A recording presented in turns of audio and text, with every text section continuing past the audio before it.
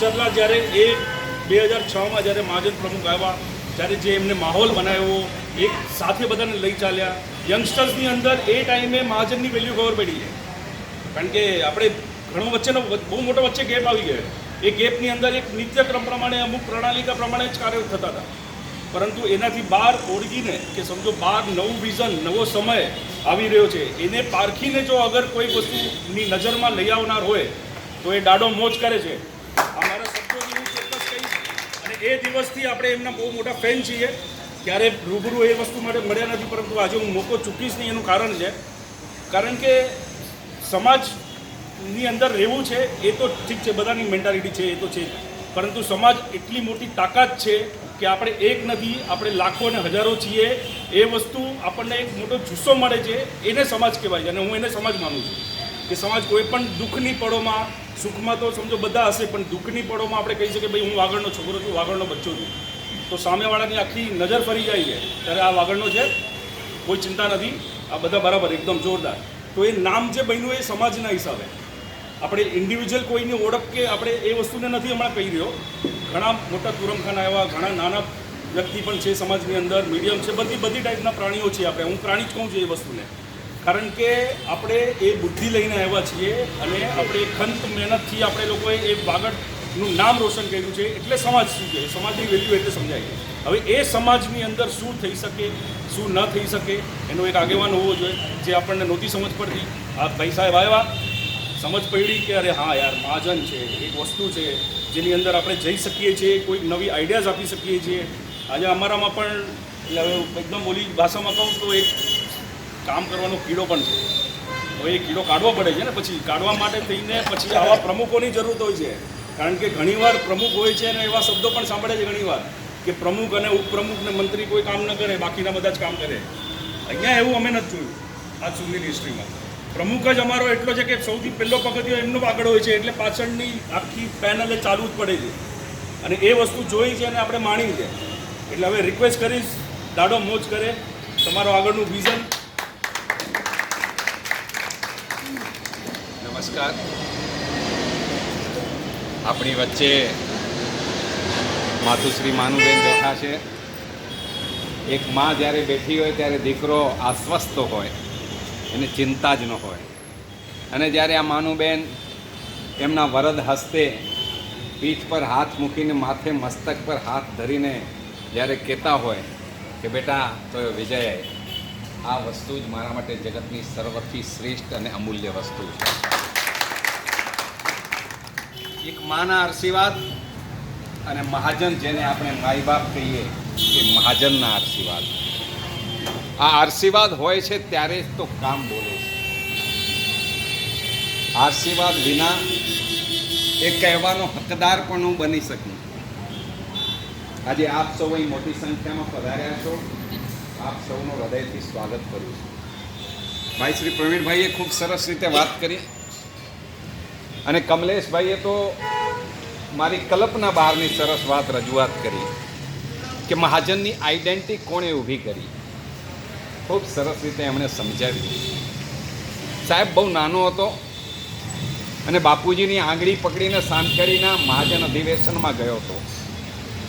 એ સમયે મેં સમાજના એ સમયના જે શ્રેષ્ઠીવર્યો હતા, આગેવાનો હતા, એમાં મેં બાઉભાઈ મેઘજી શાહના મુખમાંથી એક શબ્દ સાંભળ્યો હતો કે આપણું મહાજન અધિવેશન જ્યાં મળે ત્યાં એક થાંભલાને ઊભો કરવામાં આવે, એક લાકડું હોય, એ લાકડાને લાલ કપડું વીંટાળવામાં આવે અને એને સ્તંભ કહેવામાં આવે. એ સ્તંભની પૂજા થાય અને એ સ્તંભના આધારે સમગ્ર જ્ઞાતિ એકજૂટ અને એકત્રિત બનીને રહી શકે. આ એક ભાવના. અને ત્યારે મેં સાંભળ્યું હતું બાઉભાઈના મુખમાંથી કે આ થાંભલા પાસે ભલભલા આવે એ શાંત બની જતા હોય છે. આ શબ્દ મારા નાના દિમાગે ત્યારે ઝડપી લીધા હતા અને આ વાત મારા મગજમાં કંડરાઈ ગઈ હતી કે આ સ્તંભ દેવતાનું જો આટલું મૂલ્ય હોય, એક લાકડાના એક સામાન્ય થાંભલામાં લાલ કપડું બાંધી દઈએ અને એની પૂજા કરવાથી જો સમગ્ર જ્ઞાતિના ઉત્કર્ષની વાત આવે ત્યારે લોકો એની સામે સહીન નતમસ્તક બની જતા હોય, તો આ સ્તંભ દેવતાની અંદર આવનારા દિવસોમાં કઈ રીતે પ્રાણ ચેતના ફૂંકી શકાય અને એ માટે હું શું કરી શકું. હું બહુ નાનો હતો પરંતુ એક વિચાર બીજ મારા મગજમાં રોપાઈ ગઈ કે ભવિષ્યમાં ક્યારેક હું પણ મોટો બનીશ, ક્યારેક હું પણ સક્ષમ બનીશ, અને ત્યારે આ જ્ઞાતિ દેવતાની સાક્ષીએ સમાજની સેવા કરવાની વાત મારા એ બચપનના નાના દિમાગમાં કંડરાઈ ગઈ. ધીરે ધીરે સમય વીતતો ગયો. ઈશ્વરે કૃપા આપી હતી, મા સરસ્વતીની બહુ મોટી મહેરબાની હતી, અને પરમપિતા પરમાત્માએ એક લોખંડી જીગર આપ્યું હતું. એટલે એક આશ્વસ્ત રીતે સમાજનું કામ કરવાની ભાવના સાથે હું આગળ વધ્યો. કચ્છ યોગ સંઘના માધ્યમથી કામ કર્યું, ગામના આધો યોગ મંડળના માધ્યમથી કામ કર્યું, સમાજની અનેક સંસ્થાઓની સાથે કામ કર્યું. અને આ તો ઘાટકોપર છે, અહીંયા તો બબ્બે દિગ્ગજો આ ઘાટકોપરે આપ્યા છે, લાલજી રાજાભાઈ ગડા અને વીરજી ગેલા છેડા. આવા દિગ્ગજોની ભૂમિ ઘાટકોપરમાં અનેક અધિવેશનો યોજાયા જે સફળ રહ્યા. સમાજની એકતાનો નાદ અને સમાજની બુલંદ તસવીર ઘાટકોપરમાં જ્યારે જ્યારે વાત થઈ છે ત્યારે રજૂ થઈ છે. ઘાટકોપરે વાગડ વિસાવસર 24મી મહાજન માટે ખૂબ જ પ્રદાન કર્યું છે, અને એટલે આ ધરતી પર ઊભા રહીને વાત કરવાનો એક આનંદ જ અનેરો છે, એક જુસ્સો જ અનેરો છે. મિત્રો, છેલ્લા કેટલાક સમયથી 2017ની ચૂંટણી હારી ગયા પછી મને લાગ્યું હતું કે મારે હવે કામ છોડી દેવું જોઈએ, અને એક નિશ્ચય પણ કર્યો હતો કે હવે સામાજિક ક્ષેત્રે મેં 11 વર્ષ કામ કર્યું છે, હવે વધુ કામ કરવાની ઈચ્છા નથી, અને મેં એટલે સામાજિક ક્ષેત્રોથી એક અલગાવ દૂરપણું રાખવાની શરૂઆત કરી હતી. અને મેં સંકલ્પ કર્યો હતો છેલ્લે કે હવે મારે માત્ર ગૌ સેવાનું કામ કરવું છે અને રાજકારણની રીતે થોડું ઘણું એક્ટિવ રહેવું છે. અને મેં એ રીતે જ હું વિચાર્યું હતું, એટલે સામાજિક જીવનમાં ફરીથી આવવાનો પ્રશ્ન જ નહોતો. પરંતુ જ્યારે ફરીથી 2022ની આ ચૂંટણી આવી, અનેક લોકોએ મને ફોન કર્યા કે લક્ષ્મીચંદભાઈ, આ સમાજને તમારી જરૂર છે, તમે મેદાનમાં આવો. મારું અંતરાત્મા તૈયાર નહોતો, કેમ કે એક પરાજય પછી એક ઈચ્છા નહોતી કે હવે ફરી પાછી આ જ ઝંઝટની અંદર આવું. કારણ કે મને ખ્યાલ હતો કે જેવો હું આગળ આવીશ ને એટલે પાછું બધા જ પેલા જ નગારાઓ અને પીપુડાઓને વાગવા લાગી જશે, લક્ષ્મીચંદ ચરલાને બદનામ કરવાના. પાછી એક ગેંગ આવી જશે મને બદનામ કરવા માટે. એટલે આ બદનામીની વાતોથી મારે દૂર હટીને કામ કરવાની ભાવના હતી. પરંતુ જ્યારે અસંખ્ય લોકોના મને ફોન આવ્યા અને કેટલાક વિરોધીઓના પણ ફોન આવ્યા કે લક્ષ્મીચંદભાઈ, અમે ગયા વખતે ભૂલ કરી હતી તમને મત ન આપીને, તમારો વિરોધ કરીને, પરંતુ અમને હવે સમજાયું છે કે તમે જે હતા એ સાચા હતા, તમે યોગ્ય હતા, તમે આવો ફરી. અનેક લોકોની આ વાત આવી ત્યારે મારા અંતરાત્માથી ફરી અવાજ આવ્યો કે લક્ષ્મીચંદ, ગૌ સેવા તો કરવી છે, રાષ્ટ્ર સેવા તો કરવી જ છે, પરંતુ સમાજની સેવા પહેલાં કર. જ્ઞાતિને તારી જરૂર છે, તું આવ. તું આમ હાથ જોડીને બેસી રહીશ તો નહીં ચાલે, તારે આવવું પડશે, ઝઝુમવું પડશે. તે કેમ માની લીધું કે આ જ્ઞાતિ તારું સમર્થન નહીં કરે? કદાચ જ્ઞાતિએ ભૂતકાળની અંદર કોઈક વાતને લઈને તારાથી અલગાવ ઊભો કરી દીધો હોય, પરંતુ જ્ઞાતિને પણ 5 વર્ષનો સમય મળ્યો છે. 5 વર્ષમાં જ્ઞાતિએ પણ જોયું છે કે સમાજની વ્યવસ્થાઓ કઈ પ્રકારે પાછી સ્થગિત થઈ ગઈ. સમાજે અનુભવ્યું છે કે સંપૂર્ણ સ્થગિતતા આવી ગઈ છે. 5 વર્ષમાં કંઈ કામ ન થયું હોય એ પ્રકારનો આખો વાતાવરણ ઊભું થયું છે. તો આ જ્ઞાતિ ફરી તારા હાથની અંદર આનું નેતૃત્વ સુકાન સોંપશે, તારે આવવું જોઈએ. પરંતુ લોકશાહીની પ્રક્રિયા છે, જ્ઞાતિ તને એમને એમ તો પ્રમુખ સ્થાને બેસાડી ન દે. એ લોકશાહી પ્રક્રિયાના ભાગરૂપે તારે એ પ્રક્રિયામાંથી પસાર થઈને આવવું પડે. એટલે મેં તૈયારી કરી. પહેલાં લોકોએ કહ્યું કે આને બંધારણીય રીતે ચૂંટણી લડવા નહીં દઈએ. ઘણી અસમંજસભરી પરિસ્થિતિ હતી. છેલ્લે સુધી એ લોકોએ એક ત્રાગડો રચ્યો હતો કે મને એન કેન પ્રકારે ચૂંટણીના મેદાનમાંથી અલગ રાખવો, મને ચૂંટણી ન લડવા દેવી. પરંતુ જ્ઞાતિ દેવતાની મહેરબાની હશે, સ્તંભ દેવતાની મહેરબાની હશે કે ચૂંટણી લડવા માટેનો માર્ગ મોકળો થયો, અને મેં આ ચૂંટણીમાં ઝંપલાવવાનું નક્કી કર્યું. સાહેબ, જે સ્તંભ દેવતાની વાત કરું છું, આ સ્તંભ દેવતા માટે કહેવા માંગુ છું, મેં જ્ઞાતિના 2006ની અંદર જ્યારે પ્રમુખ સ્થાને આવ્યો ને, એટલે સૌ પ્રથમ કાર્ય એ કર્યું કે જ્ઞાતિનો સ્તંભ દેવતા વારે ઘડીએ બદલાવો ન જોઈએ, એનું એક સ્વરૂપ હોવું જોઈએ. અને એટલે નાની કહેવાતી વાત, પરંતુ એ સ્તંભ દેવતાનું નિર્માણ કર્યું. અને 2006થી 2017 સુધી મહાજન કાર્યાલયમાં હું જ્યારે પણ ગયો ત્યારે પહેલાં સ્તંભ દેવતાને વંદન કર્યા, એમની પાસેથી આશીર્વાદ લીધા, અને મેં કહ્યું કે હે સ્તંભ દેવતા, અહીંથી હું જે પ્રકારે કામ કરું એમાં કોઈ પ્રત્યે કોઈ અવિવેક ન થઈ જાય, કોઈના પ્રત્યે રાગ દ્વેષના કારણે મારાથી અન્યાય ન થઈ જાય, એવું શુદ્ધ બુદ્ધભર્યું મને વાતાવરણ આપજે. અને આપને હું વિશ્વાસ સાથે કહું છું સાહેબ, અનુભવ્યું છે. આપણા ઘણાને અનેક પ્રકારના આપણે કોઈ કુળદેવીઓમાં કે ભગવાનમાં કે કોઈ દેવી દેવતાઓમાં માનતા હોઈએ તો આપણને એના સાક્ષાત્કારના કેટલાક કિસ્સાઓ બને. મેં સાક્ષાત્કાર કર્યો છે સ્તંભ દેવતાની કૃપાનો. સાહેબ, જ્યારે પણ હું સ્તંભ દેવતાની વંદન કરીને મારી પ્રમુખ તરીકેની ખુરશી પર બેસતો અને મારી સામે જે પ્રશ્નો રજૂ થતા, સમસ્યાઓ લગ્નના પારિવારિક જીવન માટેની આવતી, એમાં મેં ખૂબ તટસ્થતાથી કામ કર્યું છે. અને એ તટસ્થતાથી સૂઝબૂઝભરી રીતે કામ કરવાનું બળ અને એ શક્તિ જો કોઈએ આપી હોય તો એ સ્તંભ દેવતાએ મને આપી છે. અને એટલે જ કહું છું, આ સ્તંભ દેવતાના આશીર્વાદ હશે કે ફરી મને આ ચૂંટણી લડવા માટે એણે પ્રેરિત કર્યો અને એટલે હું આ મેદાનમાં છું.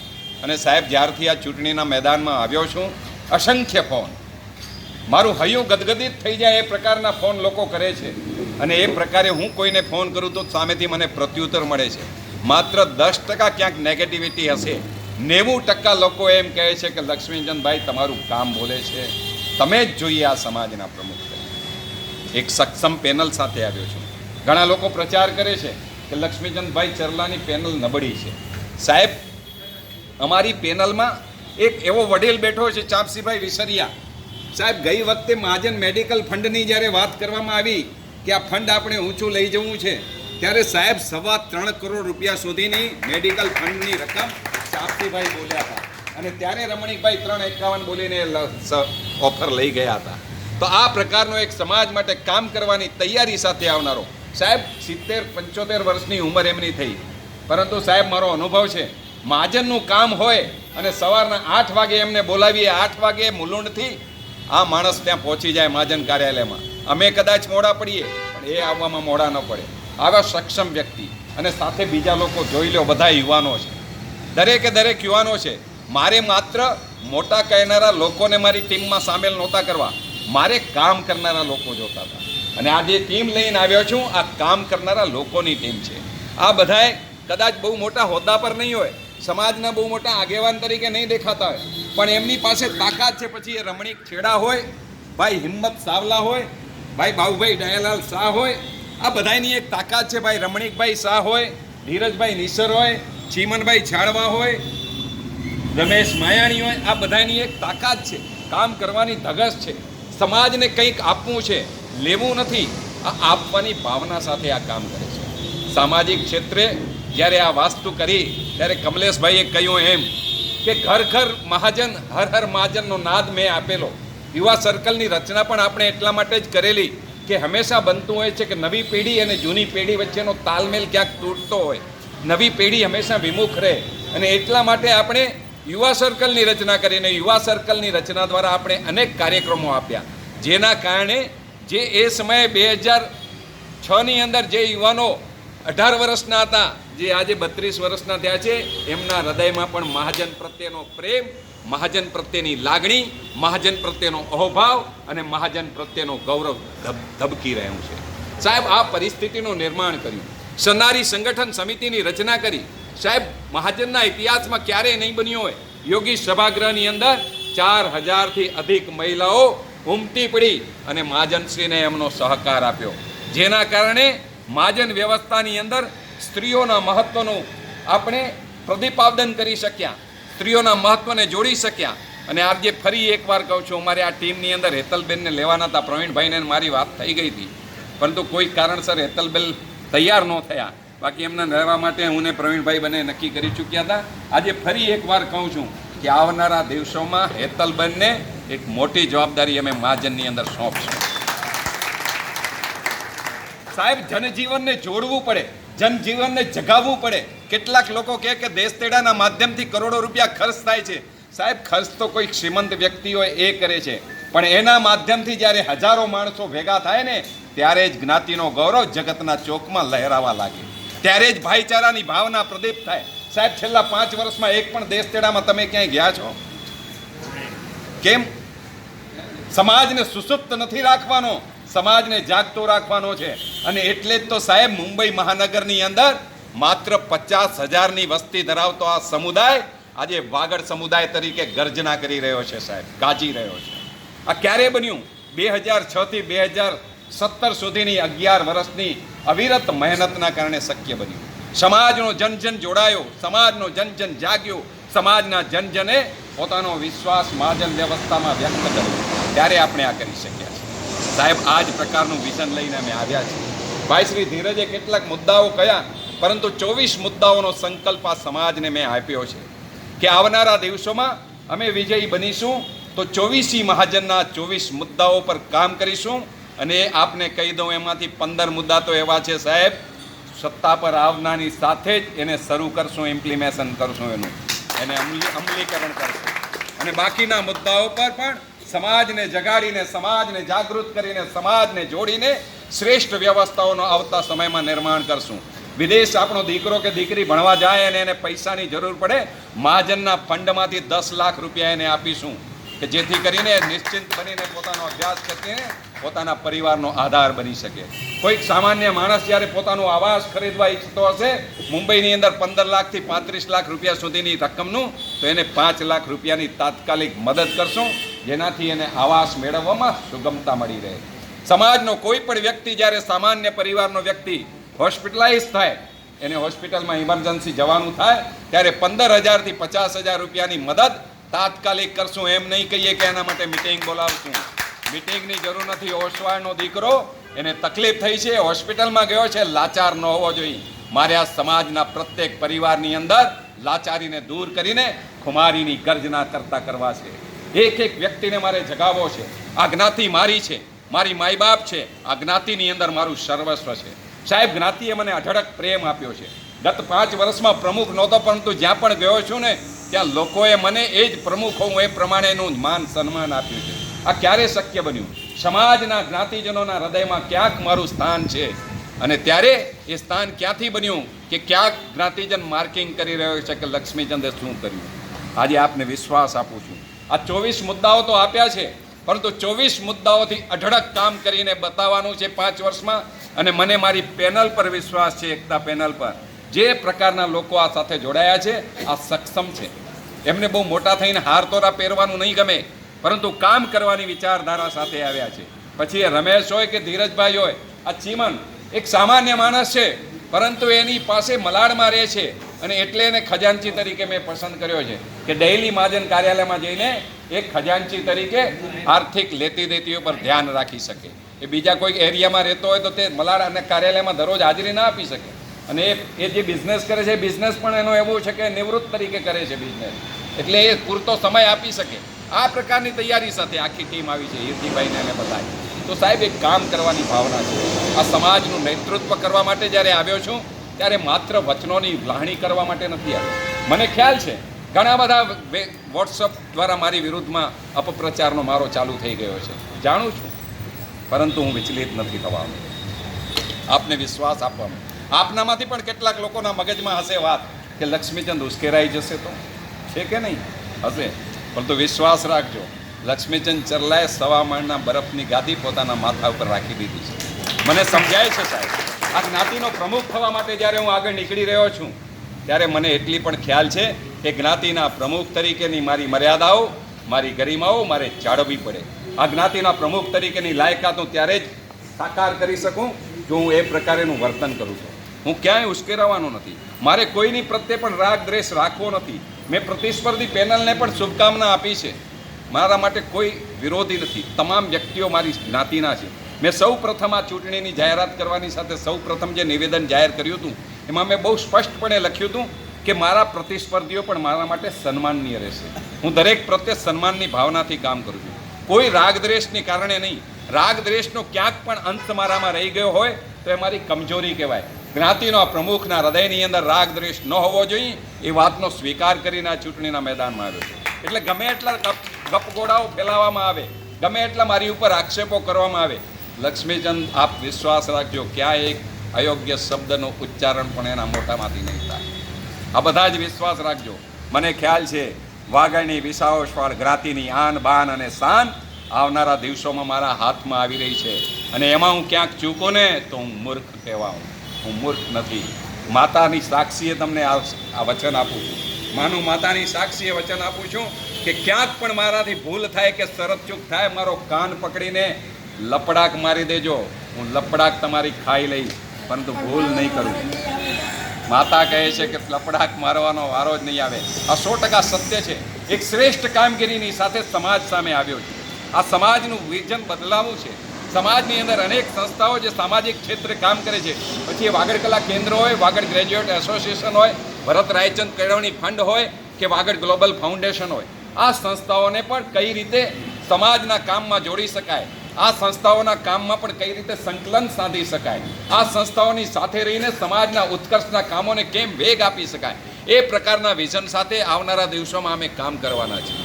એટલે કોઈ જાતના ક્યાંય પણ, અને એટલા માટે જ બધાનું સંકલન કરીને કામ કરવું છે. એટલે જ અમારી પેનલનું નામ અમે એકતા પેનલ રાખ્યું છે.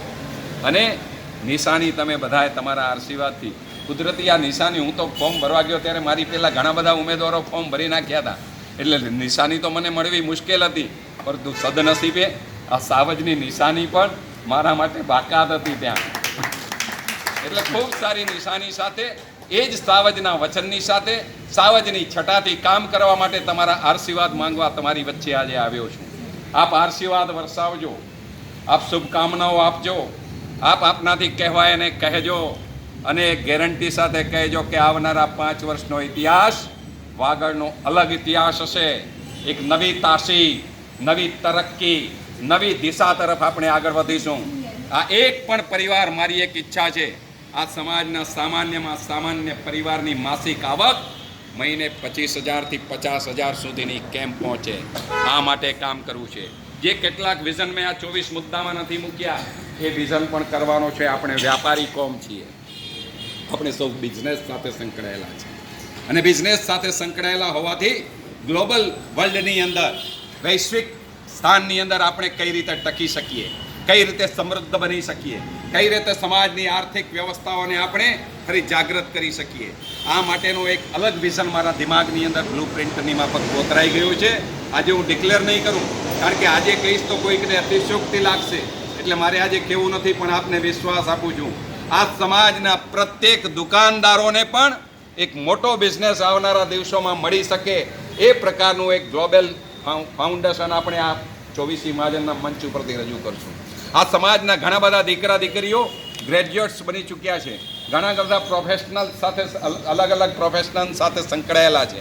આ બધા જ પ્રોફેશનલોને એક મંચ પર લાવીને એમના દ્વારા સમાજના નવનિર્માણમાં કઈ રીતે આગળ વધી શકાય, એ પણ કામ કરીશું. તમે બધા જ આવો, ચૂંટણી ભલે હું લડતો હું, પ્રમુખ તમે બધા જ છો, એ સમજીને કામ કરવું છે. સૌને સાથે લઈને આપણે આગળ વધવું છે. અને એટલે જ કહું છું, સૌનો સાથ, સૌનો વિકાસ, સૌનો વિશ્વાસ અને સૌનું સન્માન. દરેકનું સન્માન આપણે જાળવવું છે, દરેકને આપણે કરવાનું છે. પ્રતિસ્પર્ધીઓ પણ આપણા માટે કોઈ દુશ્મન નથી, પ્રતિસ્પર્ધીઓ પણ આપણા જ છે. કદાચ આપણી સાથે હમણાં મતભેદ છે, પરંતુ આવનારા દિવસોમાં સમાજના નવનિર્માણ માટે એમનો પણ સાથે આપવા તૈયાર હશે તો આપણે લઈશું અને આગળ વધીશું. સૌને સાથે લઈને ચાલવું છે, એક મક્કમ નિર્ધાર સાથે ચાલવું છે. આ સમાજની અંદર ગત 2006 થી 2017 દરમિયાન જે કામ કર્યા છે, એ કામ પત્રિકાના માધ્યમથી આપણે તમારી સમક્ષ મૂક્યા છે. સાહેબ, 12,672 રૂપિયા જેવી શુલ્લક અને મામૂલી રકમની કોથળી 2006માં મારા હાથમાં આપવામાં આવી હતી. અને સાહેબ, 2017માં જ્યારે મહાજનનું નેતૃત્વ છોડ્યું ત્યારે સમાજની પાસે 25 કરોડ રૂપિયાની એસેટ હતી. સાહેબ, 12,672 થી શરૂઆત કરેલી વ્યક્તિ, તમે વિચાર કરો, ખિસ્સામાં પૈસા ન હોય ને મહાજનનું કામ કરવા નીકળીએ. અરે આ તો એવું થયું, બાપનું નામ બહુ હોય ને બાપના ગીજવાની અંદર 5 રૂપિયા ન હોય એવું બની ગયું હતું. સાહેબ, એ 12,672 રૂપિયાની આ સફર છે. એ સફરને 25 કરોડ સુધી પહોંચાડી સ્થાવર જંગમ મિલકત સાથે. 11 કરોડનું મેડિકલ ફંડ અને ઓફિસ, મેડિકલ સેન્ટર, આ બધી પ્રોપર્ટી. અને સાહેબ, એક બહુ મોટું સપનું આપણું રોડાઈ ગયું. અષ્ટાપદ સોસાયટીની અંદર, દેવલાલીની અંદર 24 ધામનું જે સપનું હતું મહાજનનું, જે આપણે ભૂમિપૂજન કર્યું, જેનું કામ આરંભાઈ ચૂક્યો, જેની બિલ્ડિંગ તૈયાર થઈ ગઈ, અને શું સૂઝ્યું આવનારા લોકોને કે એને રદ કરી નાખી. સાહેબ, એને રદ કરવાની ક્યાં જરૂર હતી? એ તો સમાજની માલિકીનું હતું, કોઈ લક્ષ્મીચંદ ચરલાની માલિકીનું નહોતું. એની ઉપર બોર્ડ લાગત, તકતી લાગત, ઉદ્ઘાટન કરતાની તો એ સમાજના વર્તમાન પ્રમુખની લાગત, લક્ષ્મીચંદ ચરલાની નહોતી લાગવાની. પરંતુ એમણે આ કર્યું સાહેબ, આ યોગ્ય નહોતું, પરંતુ એમણે કર્યું. નહીંતર એક બીજી 15 કરોડ રૂપિયાની પ્રોપર્ટી સમાજની હોત. આજે 25 કરોડની વેલ્યુ એની થાય છે. આ સમાજની પાસે, મહાજનની પાસે હોત, ભલે આપણા જ સમાજની એક સંસ્થા પાસે છે, પરંતુ મહાજન પાસે નથી, જે મહાજનની હોત. આજે આપને વચન આપું છું. સાહેબ, લોકો કહે છે કોલેજ બનાવો, હોસ્પિટલ બનાવો, આવાસ યોજનાઓ કરો. આ સાચી વાત છે, આ બધી જરૂરિયાત છે, પરંતુ આ બધી જરૂરિયાતને પૂરી કરવા માટે સમાજમાં જાગૃતિ જરૂરી છે, સમાજના સંગઠિત તાકાતની જરૂર છે. આ સમાજ જાગે તો શું ન કરી શકે? કશું જ અશક્ય નથી. હિમાલયને આંબવાની તાકાત એક વ્યક્તિની અંદર હોય છે. એક શેરપા બનીને જો એ હિમાલયને ઓળંગી શકતો હોય તો આ સમાજ ધારે તો હોસ્પિટલ ન બનાવી શકે, આ સમાજ ધારે તો આવાસ યોજના બીજી ન ઊભી કરી શકે, આ સમાજ ધારે તો શું આપણે કોલેજનું ઊભું ન કરી શકીએ? બધું જ શક્ય છે, અશક્ય કશું જ નથી. પરંતુ એના માટે આ સમાજે જાગૃત બનવું પડે અને સમાજને સતત જાગૃત રાખવા માટે સમાજના કાર્યક્રમો થવા જોઈએ. સાહેબ, પૈસો પૈસાની રીતે બચે, પરંતુ લોકો મળશે જ નહીં તો સામાજિક ભાવનાનું નિર્માણ કઈ રીતે થશે? અને એટલે જ આપણે ભાવનાનું નિર્માણ કર્યું હતું. સાહેબ, સુવર્ણ મહોત્સવની જ્યારે ઉજવણી થઈ, 20,000 લોકોએ ઉત્સવની અંદર ઉમટી પડ્યા હતા અને ત્યારે મુંબઈના તમામ અખબારોએ એની નોંધ લેવી પડી હતી. સાહેબ, ક્યારે લેવી પડી? એક 50,000નો સમુદાય મુંબઈ મહાનગરની અંદર, આટલી કેટલી વસ્તી છે મુંબઈ મહાનગરની પ્રવીણભાઈ? આ વસ્તીની અંદર 2 કરોડ 3 કરોડની વસ્તી ધરાવતા આ મહાનગરની અંદર 50,000નો સમુદાય ગૌરવ સાથે સીનો તાનીને કહી શકે હું વાગડનો વાગડ વિસાવ ઓસવાડ છું. આ ગૌરવ એમને એમ નથી આવતું, એના માટે જાત બેસવી પડે છે. સાહેબ, પત્રિકાની વાત કરીએ, વાગડ વિસાવસર 24મી મહાજનના મુખપત્ર તરીકે પત્રિકા જ્યારે લેવાની વાત થઈ ત્યારે સાહેબ એ પત્રિકાનો વિરોધ થયો હતો. આપણા જ લોકોએ એનો વિરોધ કર્યો હતો. આપણા જ લોકોને, કેટલાક લોકોને કહેવામાં આવ્યું હતું કે આનાથી કચ્છી સમાજ સાથે આપણું ખંડન થશે, આપણું વિભાજન થશે. આ અટકાવો.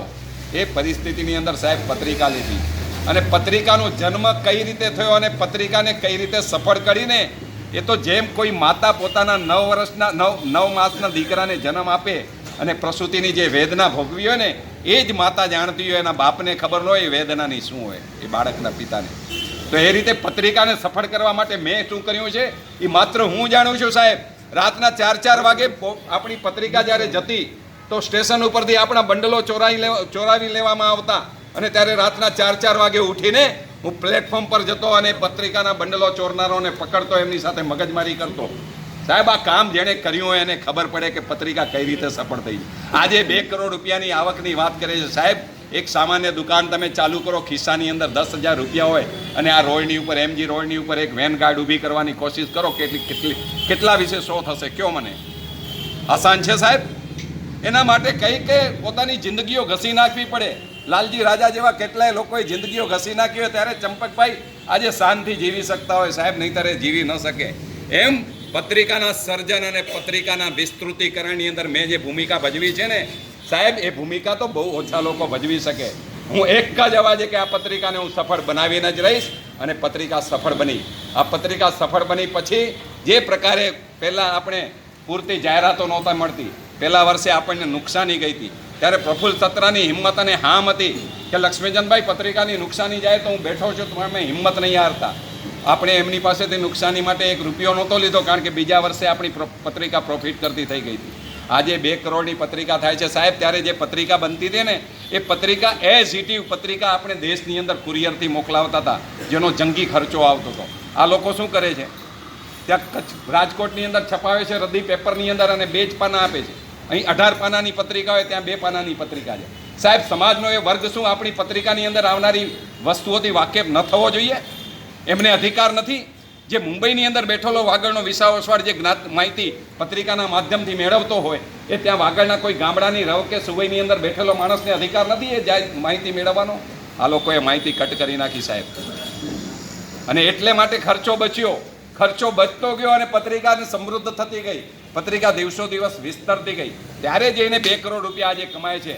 તો આ 2 કરોડ રૂપિયાની કમાણીનો યશ કોઈ હોય તો એ માત્ર મારા અને મારા સાથીદારોની છે. સાહેબ, મારા સાથીદારોએ આ મહેનત ન કરી હોત તો પત્રિકા સફળ ન થઈ હોત. ત્યારે જ બાળક જ્યારે જન્મે અને નવજાત બાળકની બાળ મરણ થઈ જાય એમ થઈ ગયું હોત સાહેબ, અમે ઝઝુમ્યા ન હોત.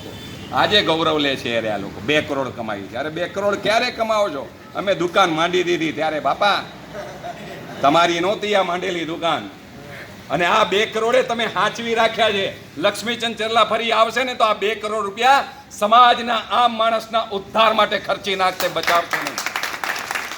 અમારે વાપરી નાખવા છે. સમાજની પાસે બેલેન્સ હોવી જ ન જોઈએ, સમાજની પાસે બેલેન્સ હોવી જ ન જોઈએ. જે આપણે આર્થિક ઉપાર્જન સમાજની કોથળીમાં આવતું હોય એ સમાજના વિકાસ માટે, સમાજના જ્ઞાતિજનોના ઉત્કર્ષ માટે, સમાજના જ્ઞાતિજનોના દુઃખ દર્દને દૂર કરવા માટે વપરાવા જોઈએ. અને આ અમે વાપરશું સાહેબ, આવશું તો હકથી વાપરશું. આ જ્ઞાતિના એક પણ વ્યક્તિને મારે નબળો નથી પડવા દેવો, કોઈને લાચાર નથી બનવા દેવો. જ્ઞાતિની અંદર એક જોશ હોવો જોઈએ, એક સામાન્ય માણસને પણ લાગવું જોઈએ કે મારી જ્ઞાતિ મારી પડખે છે. એ આત્મવિશ્વાસથી જીવી જાય, એ આત્મવિશ્વાસથી આગળ વધી જાય. આ પ્રકારનું નિર્માણ પરિસ્થિતિનો આપણે કરવા જઈ રહ્યા છીએ. આપના આશીર્વાદ માંગુ છું કે આપ આશીર્વાદ આપો. અમે સફળ થઈ રહ્યા છીએ સાહેબ.